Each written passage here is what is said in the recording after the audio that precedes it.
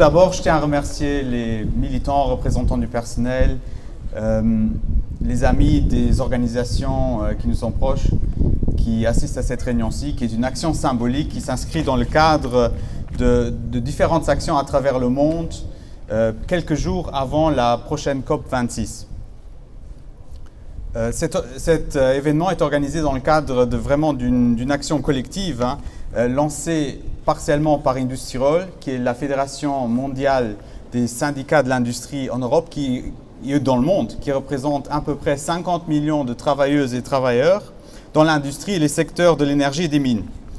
Et cette action a comme objectif d'exhorter les gouvernements à enfin agir et à faire une transition juste, une réalité pour tous.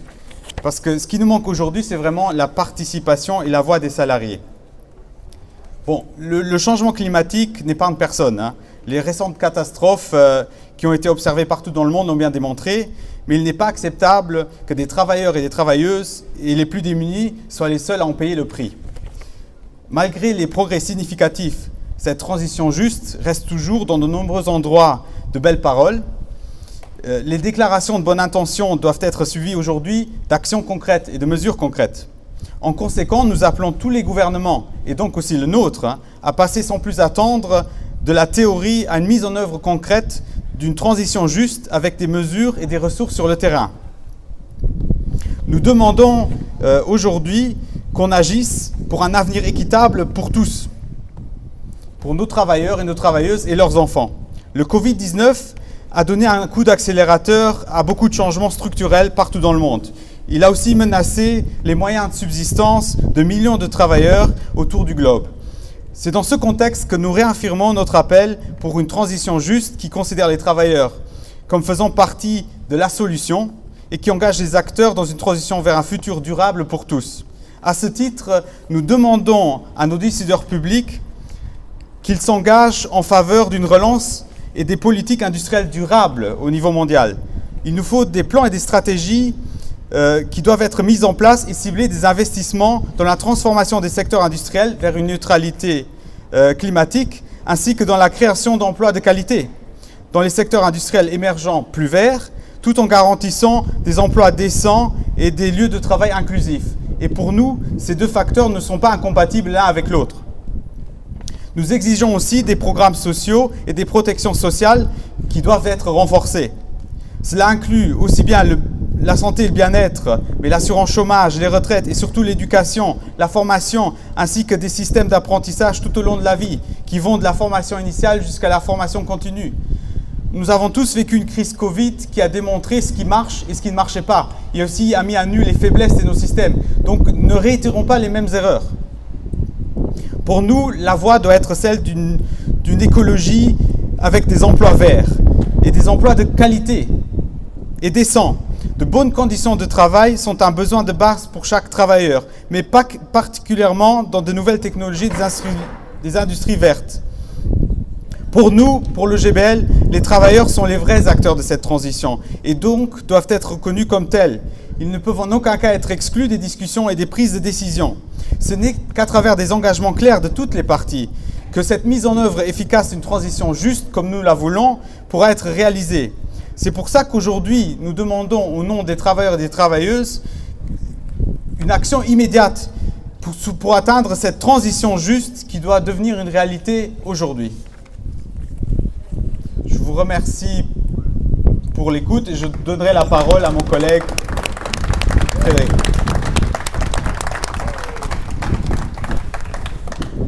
Merci Stéphano. Chers collègues et collègues, merci d'être venus. On est, comme Stéphano vient de le dire à l'entrée, on est à quelques jours de la prochaine conférence climatique, la COP26 à Glasgow. On s'attend à une discussion sur des objectifs climatiques plus ambitieux parce qu'on a vu avec le récent rapport de l'IPCC que finalement, à politique inchangée, les objectifs climatiques qui avaient esquissé, notamment à Paris, ne pourront pas être atteints et on ne pourra pas empêcher, on ne pourra pas limiter une évolution des températures jusqu'à 1,5 degré jusqu'à la fin du siècle. Ce sera aussi une discussion sur la justice climatique au niveau mondial, puisque finalement, on y parlera aussi du financement de toutes les mesures qui doivent être mises en place et de la répartition juste aussi avec les pays du Sud ou ce qu'on appelait les pays en voie de développement.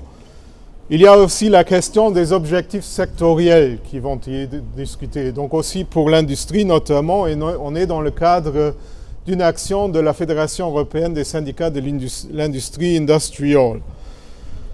Donc on s'attend à des réponses claires sans être trop optimiste parce que les signes ne montrent pas vraiment qu'on va dans cette direction. Ici au Luxembourg, on a eu l'an dernier l'adoption d'une loi climat. Il y avait une pseudo-consultation en amont avec une consultation online en fait. On y a bien soumis notre avis, la Chambre des salariés aussi, mais bon, on a vu que finalement les avis n'étaient pratiquement pas pris en compte. Finalement, la loi et le plan climat adopté, c'est en gros ce que le ministère nous avait déjà présenté quelques mois avant dans des entrevues.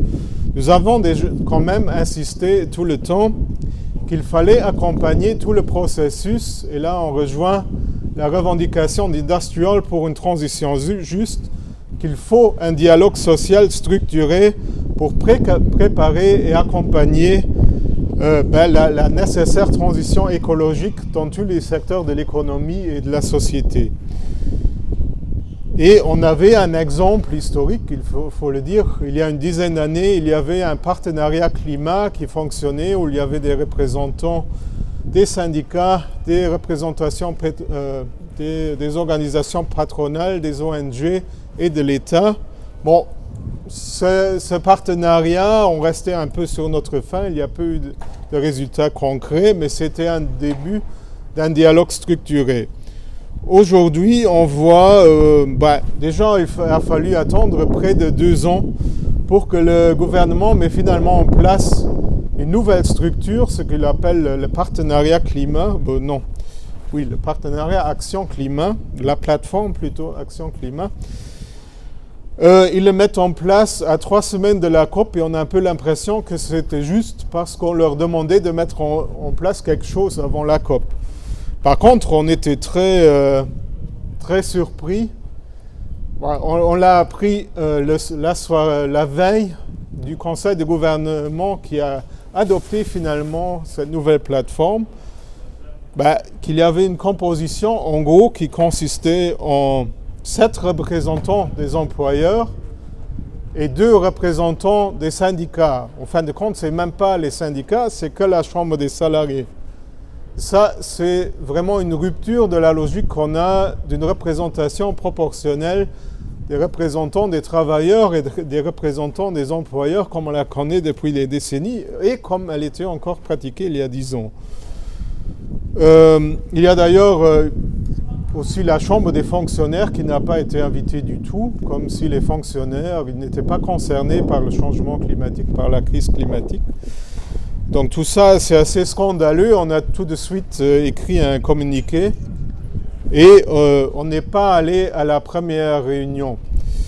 Et pour nous, on a clairement dit à la ministre d'Ischbourg, donc via la Chambre des salariés qui était convoquée, qu'on ne peut pas participer à cette plateforme sous ces conditions. On n'est pas les seuls, les représentants des ONG, de la société civile, qui eux aussi n'ont que 3 représentants pour Votum Climat et 2 représentants pour les organisations des jeunes, donc ils sont aussi sous-représentés par rapport au patronat, ils n'y sont pas non plus allés.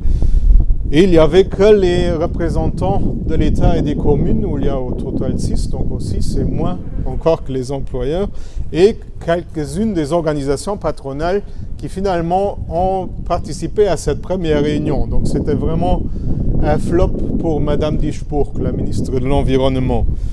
Et là, on s'attend qu'il y a maintenant des discussions pour une composition un peu plus sérieuse de cette plateforme pour vraiment prendre en compte la voix des travailleurs, la voix de la société civile et à part égale avec les employeurs.